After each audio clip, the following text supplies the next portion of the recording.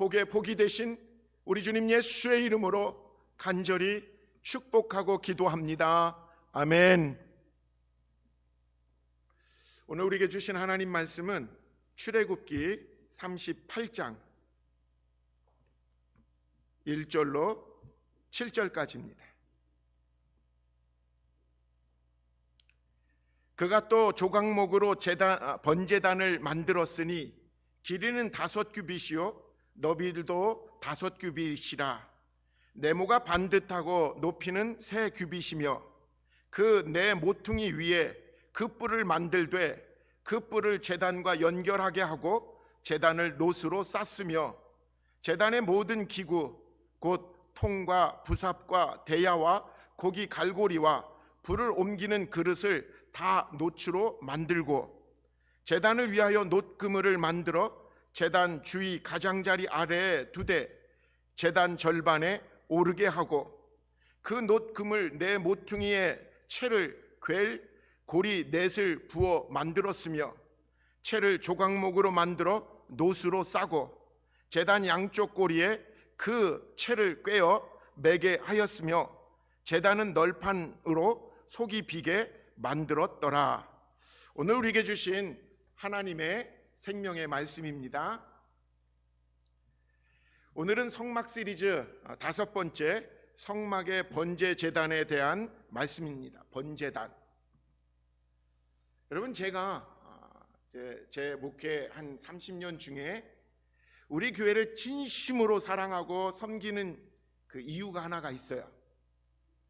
그거는 여러분들 예배 볼 때마다 다 바라보시는 이 앞에 커다랗게 걸려있는 십자가 때문입니다. 어떤 사람은 그럴까요? 목사가 당연하지 뭐. 목사가 뭐 교회 사랑하지 않나? 교회 열심히 섬기는 거 당연한 거 아니야? 근데 저는 이 하얀 큰 십자가에 대한 특별한 경험이 있어서 더 분명한 또 확신이 있습니다. 아마 벌써 6년 전인 것 같아요. 제가 정확하게 이제 목회 20년을 지나게 되는 그런 때에 저도 알지 못했었던 제가 갑자기 우울증에 걸렸습니다. 당시 제가 섬겼었던 교회가 어려운 것도 없었고 또 제 개인적인 문제도 없었는데 모르겠어요. 제가 그래서 이해가 돼요. 여러분들이 갑자기 우울증에 걸리고 힘들어 하실 때 제가 만약에 그때 그 경험이 없었다면 뭐 까짓거 왜 저러나 라고 그냥 툭 털고 그냥 일어나세요 라고 할 텐데 제가 그때 개인적으로 생각해도 이게 내가 왜 이렇게 힘들지? 이유를 아무리 따져봐도 생각이 안 나는 그 정도였는데요. 어느 날 갑자기 모든 게 시들해진 거예요. 여러분 아시죠? 목사에게 가장 어려운 순간이 언제인지. 마음이 시들해졌는데 예배를 인도해야 되는 때, 나 스스로 감동이 없는데 생명의 말씀, 능력의 말씀을 어떻게 전할 수 있겠습니까? 그러니까 그게 가장 고통스러운 게 여러분 그게 목회자라는 것을 여러분 알고 계시면 무척 도움이 될 것 같아요. 그래서 더 기도를 많이 해야 되니까요. 매일매일 정말 그 시간들이 너무 고통스러웠던 거예요. 그래서 이대로는 안 되겠다 싶어서 지방 감리사님에게 면담 신청을 했습니다.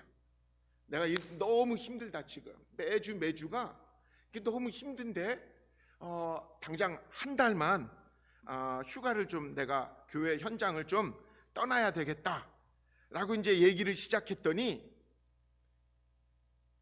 상황을 좀 인식하고 주변에 동료들이 많이 걱정을 해줬거든요.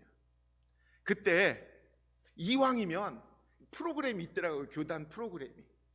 한 달이 아니라 20년이 넘은 목회를 하신 분들한테 1년 동안 세베티칼 이어 안식년을 정식으로 신청해서 허락을 받으면 1년 동안 제가 다시 충전을 하고 또 회복하는 그런 시간 프로그램들이 있어서 마침 제가 속해 있었던 그 북일리노이 그러니까 시카고 연회에서 그거를 허락을 해줘서 제가 안식년을 시작했습니다.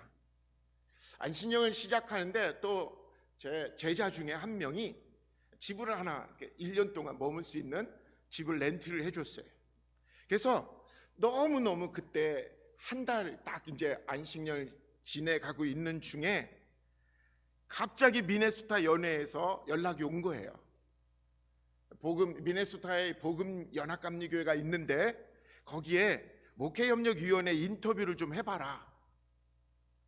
제가 그때 딱 들었을 때 생각은 뭐였냐면, 나는 지금 안식년을 20년 만에 처음으로 시작했는데, 그러니까 이게 와닿지가 않는 거죠. 어떻게 해서 이렇게 얻은 건데.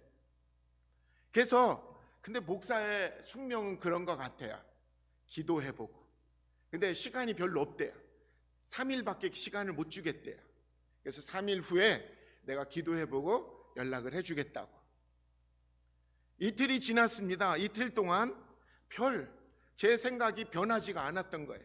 이왕 얻은 안식년 그대로 좀 지내보자. 그렇게 하고 지냈는데 3일째 되는 그 날 새벽에 제가 꿈에서 커다란 십자가를 보게 된 거예요. 근데 놀라운 거는 바로 제 인생에서 그 시간 동안, 그 한 3개월 동안 경험했었던 그 허전함, 무의미함, 그리고 정말 뭐지라는 그 빈 마음이 그 짧은 그 새벽에 보여주신 그 꿈을 통해서 저도 지금도 이해가 안 가는 거예요. 그냥 꽉 채워지시는 거예요. 여러분, 저에게 있어서 이 십자가, 그 영적인 신비의 경험은 오늘도, 여러분, 다음날 제가 어떻게 했겠습니까? 응답했어요. 인터뷰 하겠다고. 그래서 먼 데 와서 인터뷰를 하고, 한 번도 지금까지 그 기억이, 그리고 그 경험이 저에게서 잊혀지지가 않아요. 그게 감사한 게 뭐냐면, 제가 매일 교회 출근할 때마다 예배당에 들어와요. 그리고는 너무 감사하잖아요. 예배당 이 전 앞에 딱 걸려있는 하얀 십자가가 늘 나를 향해서 비추어진다라는 거. 여러분, 이거면 된 것 같아요. 다른 어떤 것들, 다른 어떤 상황, 다른 어떤 우리 마음속의 허전함과 무의미함,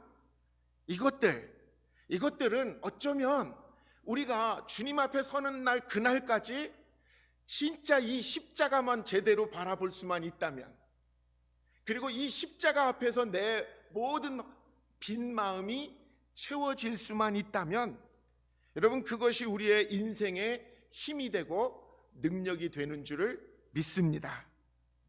오늘 성막 시리즈 중에 이 고난주간에 딱 맞는 주제를 하나님이 택하게 하신 것 같아요. 성막의 번제단. 근데 이 성막의 번제단이 바로 예수님의 십자가를 보여주는 구약의 그림자고 모형이라는 것이죠.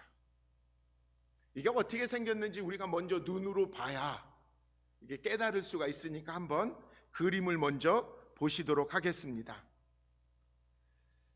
성막 번제단 그림을 한번 보면 보시는 부분의 맨 왼쪽 오른쪽 부름이 전체 번제단 전체 모습입니다. 번제단이라고도 부르고 놋제단이라고도 부르는데, 놋으로 겉을 다 쌓기 때문에 번제단은 먼저는 조각목이라고 아카시아 나무로 먼저 틀을 만들고요, 그 나무 위에 놋으로 전체를 덮었습니다. 이 번제단의 크기는요, 정사각형으로서 가로 세로 길이가 5규빗, 오늘날로 보면 2.5m 되는 크기입니다. 정사각형으로 되어 있고요, 높이는 3규빗, 그러니까 오늘날로 말하면 1.5m 정도의 크기의 번제단이라고 말할 수 있죠. 옆으로 보면요, 옆에 보면 그 밑에, 그러니까 번제단 안에 밑에 깔아놓는 게 구리로 만든 그물망을 설치합니다. 왜냐하면 이 그물망을 그 위에다가 올려놓고 밑에서 불을 떼고 위에 올려놓고 그걸 태우는 그런 장치가 그물망이 밑에 설치가 되어 있습니다. 그리고 그 번제단 사방 끝 모서리에 뿔을 이렇게 세워놨어요. 이렇게 뿔이 설치되어 있죠.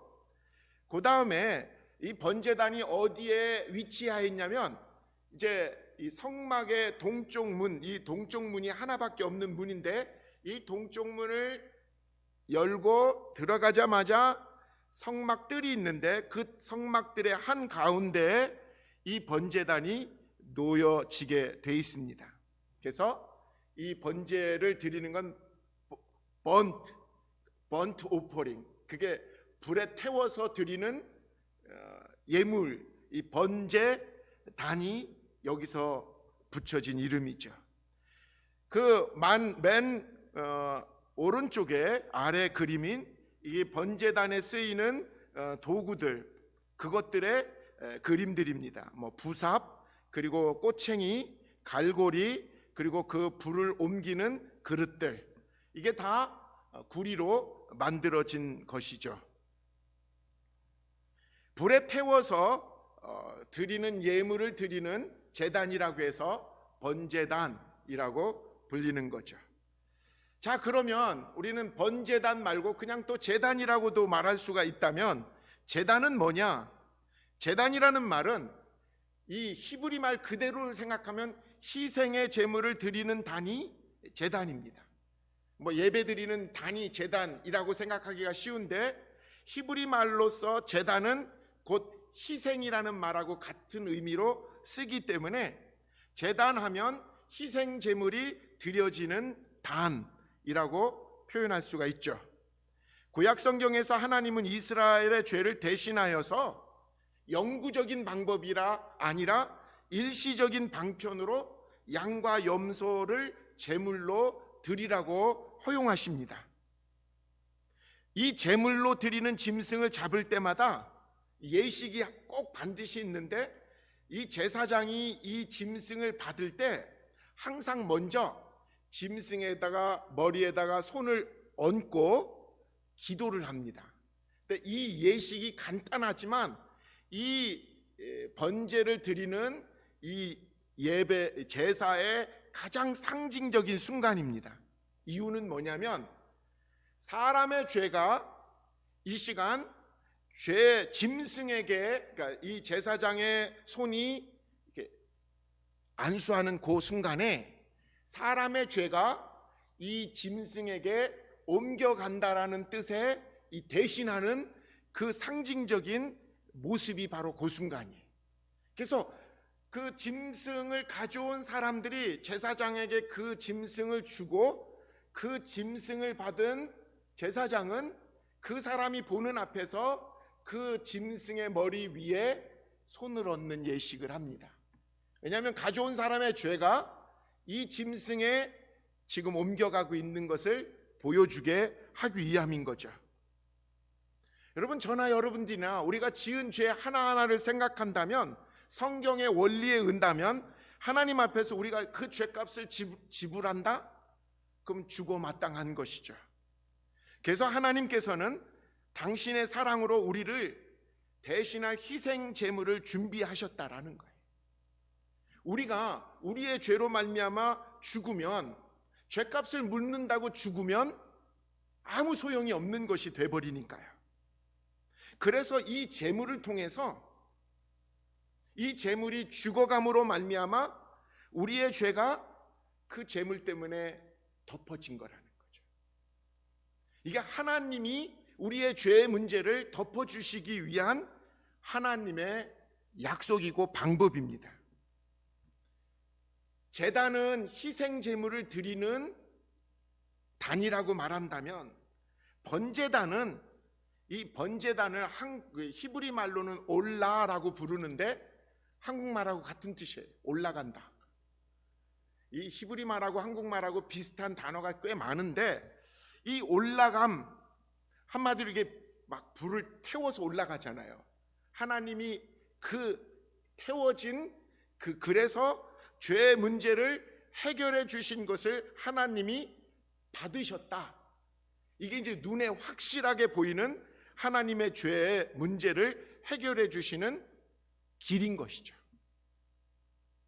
이게 이제 속죄 제물로 여기서 우리가 하나님께 드려지는 속죄 제물이 뭔가, 이걸 보면 우리가 좀 더 깨닫게 되는 거예요. 십자가를. 하나님은 사랑의 하나님이십니다. 너무나 당연한 것이죠. 근데 동시에 하나님은 공의의 하나님이십니다. 왜냐? 이 우주 만물을 운행하는 방식이 바로 사랑과 공의이기 때문에 그런 거죠. 만약에 재판장이 무조건 사랑으로 용서만 해준다면 세상은 어떻게 되겠냐는 거죠.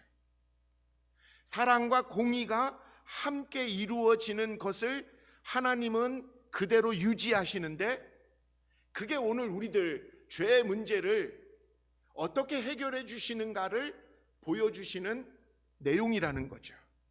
하나님께서는 우리에게 우리의 죄를 대신 짊어질 수 있는 속죄 제물을 예비하시고, 그 속죄 제물을 죽이고 또 그것을 피를 흘리고 그것을 불로 태우는 모든 예식을 통해서 우리를 깨우치시는 거예요. 죄는 마땅히 이렇게 죽임 받아야만 되는 것이다라는 거예요. 그런데 하나님이 나를 죽이시는 길을 택한 것이 아니라 대신해서 희생 제물을 삼으셨구나 라는 것을 희생 제물을 통해서 보여주신 거라는 거죠. 하나님 앞에 드려진 가장 극적인 희생 제물이 장면이 창세기에는 나오죠. 아브라함이 이삭을 번제단에 올려서 드리려고 했었던 그 장면. 창세기 22장 9절로 11절까지 보면요, 새번역 성경으로 읽습니다. 그들이 하나님이 말씀하신 그곳에 이르러서 아브라함은 거기에 제단을 쌓고 제단 위에 장작을 벌려 놓았다. 그런 다음에 제 자식 이삭을 묶어서 제단 장작 위에 올려 놓았다. 그는 손에 칼을 들고서 아들을 잡으려고 하였다. 그때 주님의 천사가 하늘에서 아브라함아, 아브라함아 하고 그를 불렀다. 아브라함이 그의 아들 이삭을 묶어놓고 또 제단에 올려놓고 완전히 이제 잡으려고 하는 그 순간에 하나님은 아브라함의 행동을 아브라함아, 아브라함아 하고 중단을 시키십니다. 그리고는 이삭을 대신하여서 번제를 드릴 수 있는 숫양을 준비를 시켜 놓으십니다. 숫풀에 걸려있는 숫양.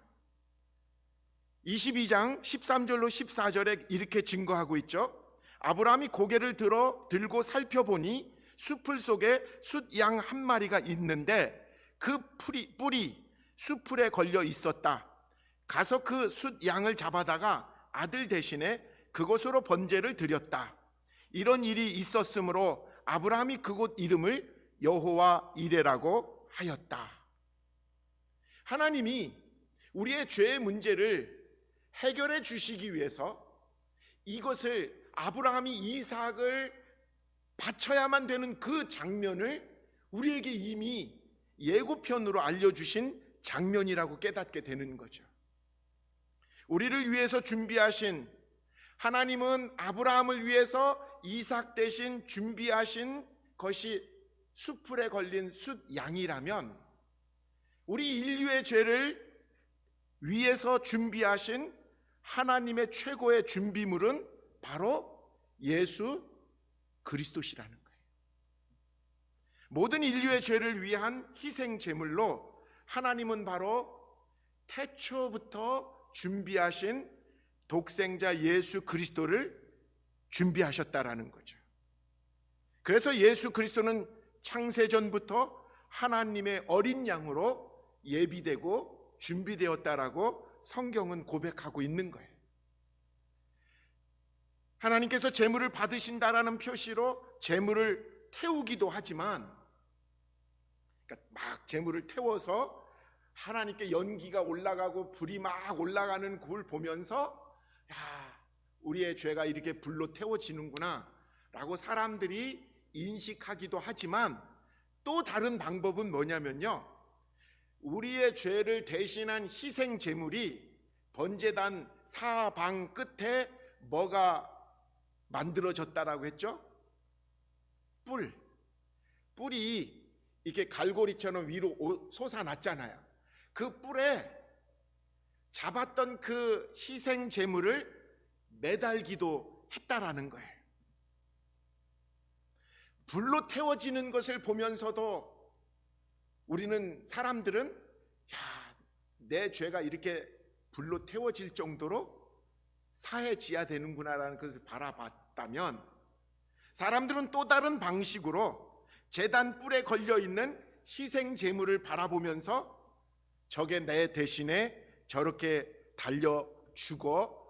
달려있구나, 이걸 바라볼 수 있게 되었다라는 거죠. 여러분, 그것을 고백한 것이 시편 118편에 나옵니다. 시편 118편 27절, 여호와는 하나님이시라, 그가 우리에게 빛을 비추셨으니 밧줄로 절기 제물을 제단 뿔에 맬지어다. 구원의 빛을 비춰주신 그 장면이 뭘로 나타났냐면, 제단의 뿔에 밧줄로 매달아서 놓여있는 희생 제물을 바라보면서 하나님이 우리를 저렇게 죄를 사해 주시고 구원하셨구나라는 것을 알게 하셨다라는 거죠. 밧줄로 희생의 제물을 제단 뿔에 매어 놓는 것, 이게 오늘 우리들에게 십자가에 우리의 죄를 대신하여서 매달리신 하나님의 희생 제물이신 어린 양 예수, 이거를 떠올리게 한다라는 거죠. 예수님은 정확하게 바로 그 일을 위해서 십자가에 달리셨다라는 거예요. 예수님은 죄가 없으신 분이고, 그런데 그분이 왜 그 당시에 가장 흉악한 죄인들이 달리는 십자가에 달렸냐? 당연하죠. 희생 제물이 되시기 위해서 우리 대신 심판받으셨다라는 거죠. 십자가는 제단의 뿔에 매달려서 보배로운 피를 흘리는 그 장면 자체를 우리에게 그대로 알려주고 있습니다. 이 구약의 번제단 사건을 바라보면서 신약의 히브리서 기자는 이렇게 고백한 것입니다. 히브리서 9장 22절입니다. 율법에 따르면 거의 모든 것이 피로 깨끗해집니다. 그리고 피를 흘림이 없이는 죄를 사함이 이루어지지 않습니다. 우리의 죄의 문제가 해결될 수 있는 길은 원래는 그 죄 때문에 죽는 것일 수밖에 없는데, 그러니까 죄의 값은 사망이다. 근데 이 죄의 문제를 위해서 대신 죽은 그 희생 제물을 볼 때마다 우리 보고 깨달으라는 거예요. 내가 이렇게 죄로 말미암아 심판받고 죽을 수밖에 없는 존재인데, 그게 하나님의 공의로우신 심판이신 거예요. 근데 그 하나님이 나를 대신해서 어린 양을 준비하셔서, 그 사랑의 하나님이 나를 위해서 희생 제물을 십자가에 달아 놓으셨다라는 거, 이거를 끊임없이 기억하고 또 이것을 바라보라고 우리에게 십자가를 허락하셨다라는 거죠. 여러분 아십니까? 이 제단이 노수로 만든 제단이기 때문에 아까 제가 말씀드렸던 번제단의 다른 성경의 말은 놋제단이다라고. 조각목 아카시아 나무를 노수로 완전히 쌓아서 만들었기 때문에 놋제단이라고 불린다라고 말씀드립니다. 놋은 성경에서 하나님의 심판을 의미하는 단어로 기록되어 있어요. 여러분, 광야에서 이스라엘 백성들이 막 괴롭고 피곤하고 물도 없고 막 이랬을 때, 먹을 것도 이렇게 현찮냐 이렇게 하면서 하나님을 원망했을 때, 하나님이 이스라엘의 그 원망 소리를 들으시고 광야에 있는 불뱀을 보내가지고 그 원망하는 이스라엘 백성들을 물게 한 사건이 나옵니다. 민수기에. 불뱀에 물려 죽게 되자 이스라엘 백성들은 또 부르짖습니다. 하나님, 우리가 잘못했습니다. 하나님, 우리를 살려주세요 하고 요청을 해요. 근데 하나님은 안 돼가 아니라 뭐예요? 그 소리를 들으시고 불쌍히 여기셔서 그들을 살릴 수 있는 방법을 알려주세요.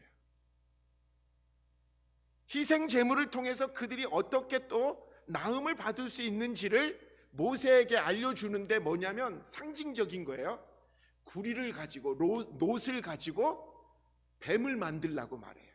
그러니까 불뱀에 물려서 죽어가고 있는 사람들을 살릴 수 있는 방법은 놋을 가지고 뱀을 만들어서 장대에 높이 매달라서 그 놋으로 만든 뱀을 바라보게 만드는 거예요.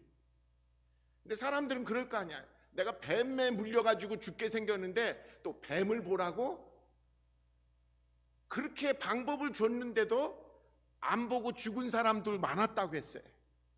근데 성경에 보니까 민수기 21장 9절에 모세가 놋뱀을 만들어 장대 위에 다니 뱀에게 물린 자가 놋뱀을 쳐다본 즉 모두 살았더라. 장대에 높이 달린 놋뱀, 그것을 바라보는 자마다 살았고요. 참 돈도 안 드는 건데. 근데 뱀에 대한 트라우마 때문에 내가 무슨 뱀을 또 보냐 하고 그냥 그 쓸데없는 소리 하지 마 하고 땅만 쳐다본 사람들은 그냥 죽었다는 얘기거든요.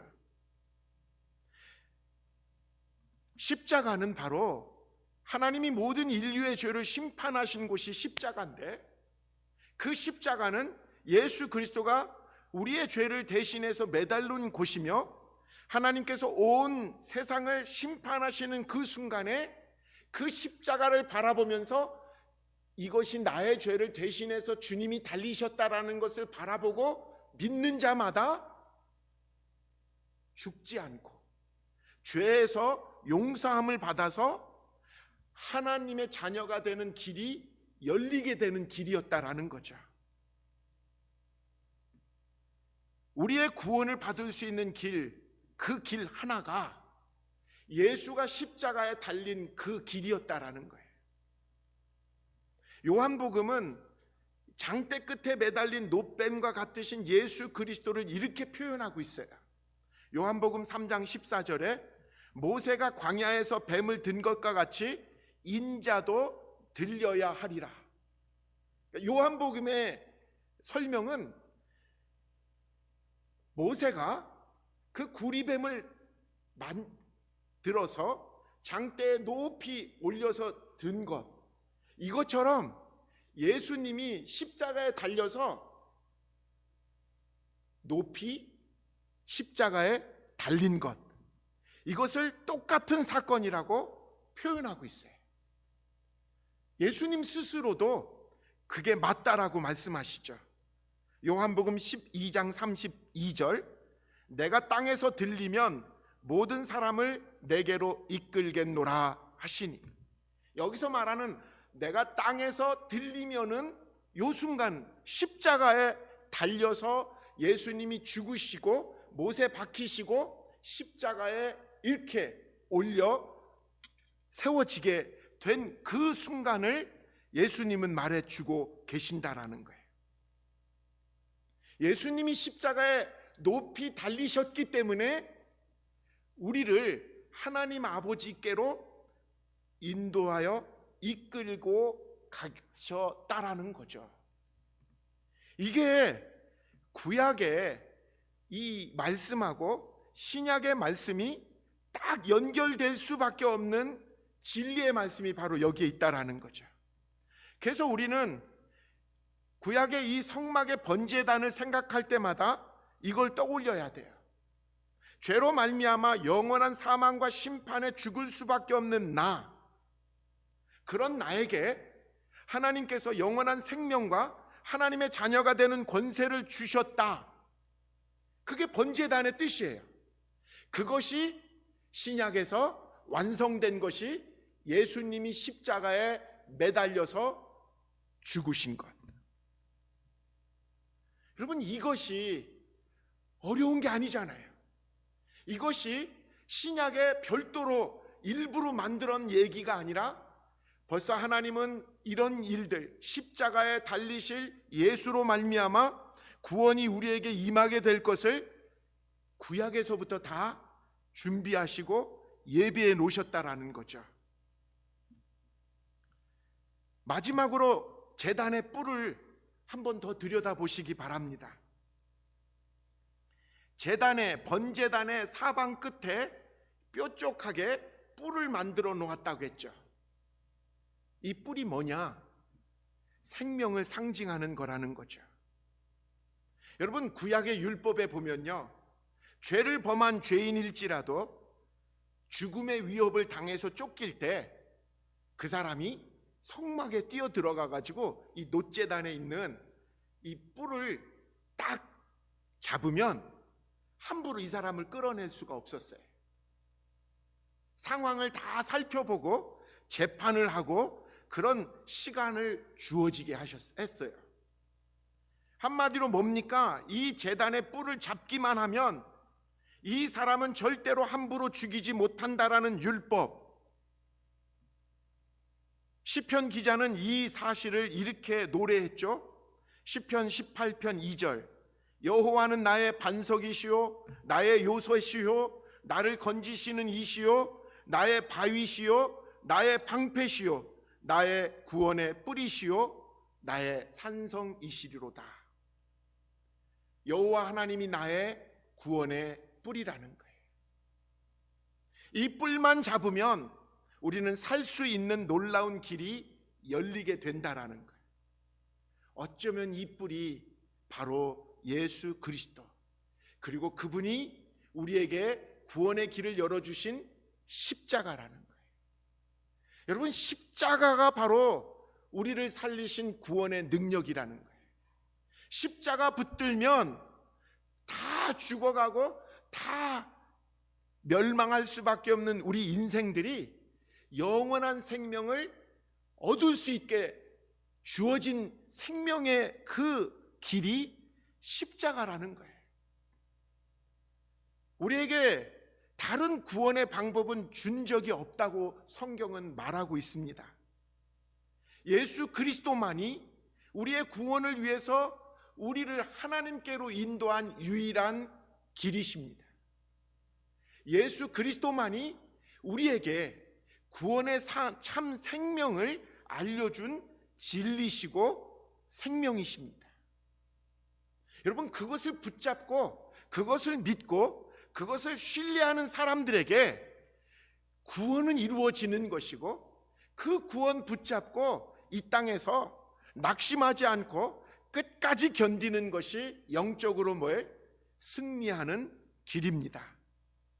그래서 우리는 십자가를 자랑하는 거예요. 그래서 우리는 십자가를 붙잡고 주님 앞에 서는 날까지 흔들리지 않고 서가는 거예요. 우리 이선미 권사님이 이제 호스피스에 계시면서 이제 마지막 시간을 보내시는데, 이게 지금 그러니까 이게 의식이 있으면 너무 아파서 못 견디니까 의식이 없을 정도로 약을 세게 넣어주고 계세요. 근데 너무너무 힘들고 너무너무 어려우니까 의식이 없는데도 거기서 마련해 드린 그 나무 십자가를 손에 꼭 쥐게 하나 만들어 드렸거든요. 그걸 놓지 않으시는 거예요. 우리의 인생에서 여러분, 주님 만나는 그날까지 내가 감정이 좋고 감정이 나쁘고 환경이 좋고 환경이 나쁘고 허전하고 아니면 의미를 모르고 모든 상황 속에서도 주님이 우리에게 주신 능력과 힘이 있습니다. 뭡니까? 십자가 확실하게 붙잡고 주님 앞에 서는 그날까지 이 십자가를 통해서 나에게 보여주신 하나님의 그 사랑, 하나님의 그 능력, 하나님의 그 행하신 일들을 우리가 확신할 수 있다면, 여러분, 매일매일이 우리들에게 새로움이고 능력이 될 줄을 믿습니다. 이제 우리는 일주일 동안 그 십자가에 매달리신 우리의 희생 제물이 되어 주신 예수 그리스도를 쫓아갈 것입니다. 여러분, 가능하면 일주일 동안 예수님이 십자가를 지시기 위해서 월요일 날은 어떻게 행하셨고, 화요일 날은 어떻게 또 말씀하셨고, 수요일 날은 어떻게 일을 보여주셨는지를 하루 예수님과 함께 따라간다면 우리는 예수님이 걸어가셨던 그 십자가 우리도 함께 걸을 수 있는 아마 용기도 생기고 의미도 분명히 깨닫게 될 줄 믿습니다. 이 걸음 한 걸음 한 걸음 주님과 함께 동행했을 때 분명히 우리는 부활의 영광을, 부활의 그 아침에 맞이하게 될 줄을 믿습니다. 기도합니다. 주님, 감사합니다. 고난 주일 주님의 그 십자가를 1년 동안에서 가장 깊게 그리고 가장 소중하게 바라보고 붙잡고 걸어가는 한 주간을 허락하여 주셔서 감사합니다. 시들어진 우리들의 마음이 감정적인 것이 아니라 주님, 진리에 바로 서서 매일매일 십자가 때문에 새로워질 수 있도록 축복하여 주옵소서. 감사합니다. 우리 주님 예수의 이름으로 간절히 기도합니다.